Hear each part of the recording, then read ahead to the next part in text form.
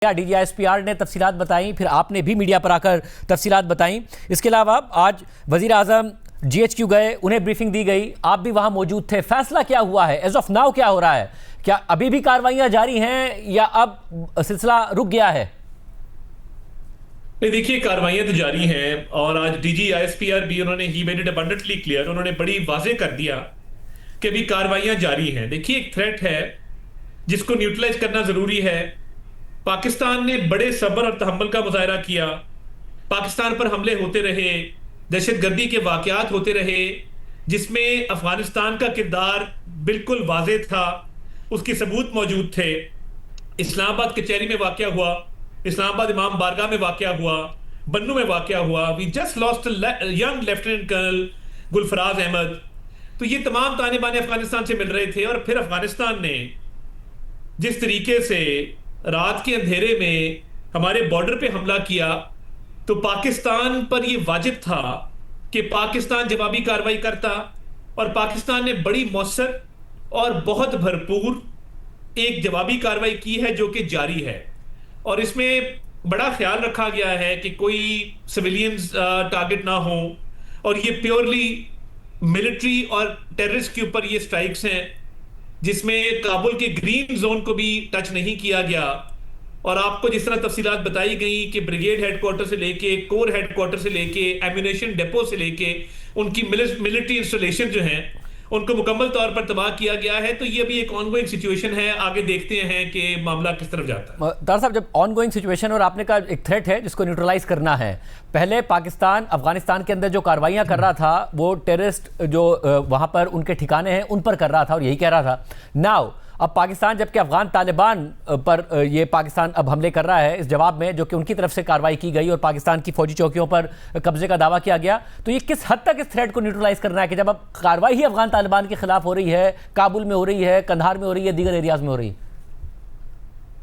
देखिए, क्योंकि जिस तरह आपने कहा कि पाकिस्तान के बॉर्डर पे, खैबर में, अगर आप ऊपर चले जाए चित्राल की तरफ, हर जगह पे इन्होंने स्कर्मिशेस की कोशिश की, इन्होंने फायरिंग की कोशिश की, इन्होंने नुकसान पहुंचाने की कोशिश की, मगर इनकी इतनी सलाहियत थी नहीं। इनके पास, आपको पता है कि कन्वेंशनल वॉरफेयर के अंदर बिल्कुल कोई कैपेबिलिटी अल्हम्दुलिल्लाह इनके पास मौजूद नहीं है।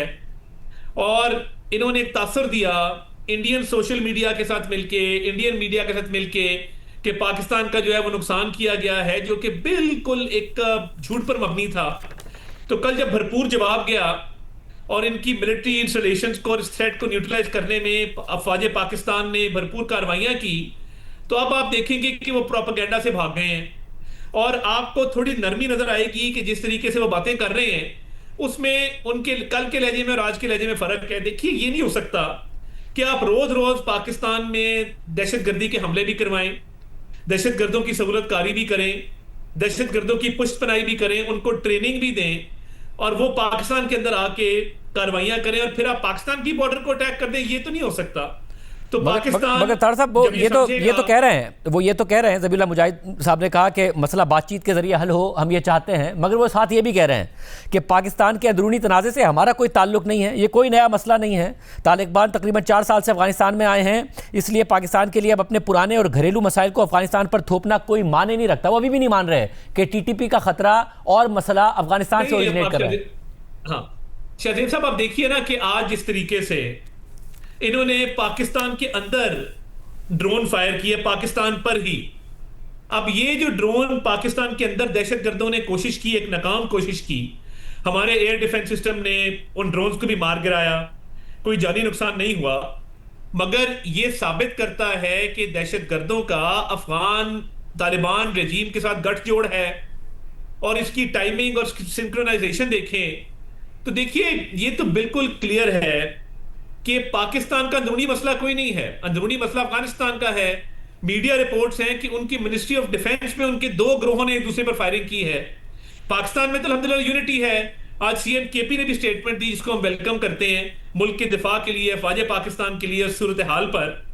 बट ये दहशतगर्दों से गठजोड़, cross border terrorism which is an international issue, ये अफगानिस्तान का प्रॉब्लम है और इसको हम न्यूट्रलाइज कर रहे हैं और इंशाल्लाह ताला इस पे बड़ी कामयाबी जो है हमें मिल रही है। मतलब मसला ये कि ज़ाहिर कन्वेंशनल वॉरफेयर में तो वो पाकिस्तान का नहीं मुकाबला कर सकते, उनके पास ताकत नहीं है, मगर क्योंकि ये मामला शुरू हुआ पाकिस्तान में दहशतगर्दी की कार्रवाइयों से, पाकिस्तान में फौजी अफसरान सिविलियंस की शहादत से, जिसके जवाब में पाकिस्तान ने वहाँ कार्रवाई की, उन्होंने फिर कल दरअंदाजी की और फिर पाकिस्तान ने कार्रवाई की। ये चलेगा कैसे कि वो अगर कोई टेररिस्ट अटैक होता है पाकिस्तान इस तरीके से कार्रवाइयाँ करेगा, फिर और टेररिस्ट अटैक होगा, तो ये सीक्वेंस कहाँ जाके रुकेगा? देखिए अभी तो क्योंकि एक ऑनगोइंग सिचुएशन है और वो मामला चल रहा है और ये जो ऑपरेशन है गजब लिल हक ये आगे बढ़ रहा है, तो ये तो अभी एक डेवलपिंग और एक इवॉल्विंग सिचुएशन है ना, ये तो अभी चल रही है। ये जो आप सवाल कर रहे हैं ये तो जब ये मामला खत्म होगा तो ये उसके बाद करने वाली बात है कि अब क्या करना है उसके बाद। मैं ये समझता हूं कि क्योंकि इस दफा सुसाइड अटैक्स, टेररिस्ट अटैक्स, उसके साथ साथ इन्होंने बॉर्डर पे हमला किया, तो Pakistan was well with in its right, Pakistan हक बजानिब था कि पाकिस्तान ने एक भरपूर जवाब दिया और दे रहा है। तो जब पाकिस्तान समझेगा कि ये थ्रेट न्यूट्रलाइज हो गया है तो उसके बाद let's see how things unfold. मगर अभी जिस तरह डीजी आईएसपीआर ने भी कहा कि एक ऑनगोइंग सिचुएशन है और ये उसके बाद देखना होगा कि ये किस तरफ जो है मामला जाता है। और साहब, और दर सालिस पहले भी बीच में आप पड़े थे, तुर्की बीच में आया, फिर सऊदी अरब की भी इन्वॉल्वमेंट आई, अब दोबारा तुर्की ने भी बात की है दोनों तरफ, कतर ने भी बात की है दोनों तरफ, सऊदी अरब ने भी बात की है तुर्की की तरफ से। तो पाकिस्तान, अफगानिस्तान, फिर कतर, सऊदी अरब सबसे उनका राब्ता हुआ। क्या कहा है दोस्त ममालिक ने?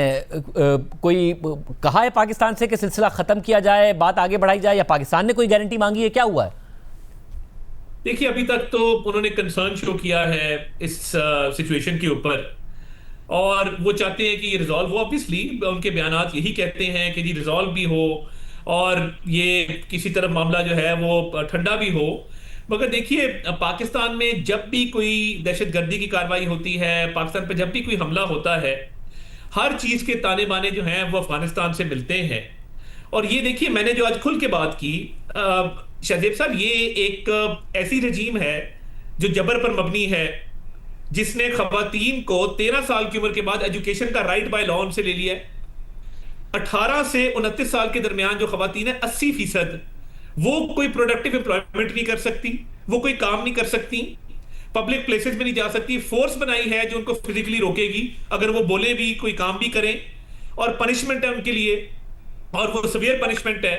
फिर जो परवर्जन ऑफ रिलीजन है कि इस्लाम को अपने मकसद के लिए अपनी तशरीह करना, इस्लाम का तो इन्होंने जो है वो कोर प्रिंसिपल को वायलेट किया। अब लॉ है कि एक लोअर क्लास बनाई है, जिस तरह हिंदू कास्ट सिस्टम था उसमें इन्होंने एक लो कास्ट बनाई है, एक लो क्लास के जिसको मारा भी जा सकता है और जिसको फिजिकली सजा दी जा सकती है, मगर एलीट को सिर्फ वार्निंग इशू की जाएगी। मुझे बताइए कि जो सोसाइटी जिसको लोगों की हिमायत हासिल ना हो, जो जबर पर मबनी हो, जो इस तरह के कवानीन बनाए वहां पे और वो बिल्कुल हर शय तहस नहस कर दे और खवातीन, बच्चों और माइनॉरिटीज को स्पेशली टारगेट करे, वैक्सीनेशन ना कराने दे, तो मैं समझता हूं कि इनका तो बिल्कुल एक मॉरल राइट ही कोई नहीं है।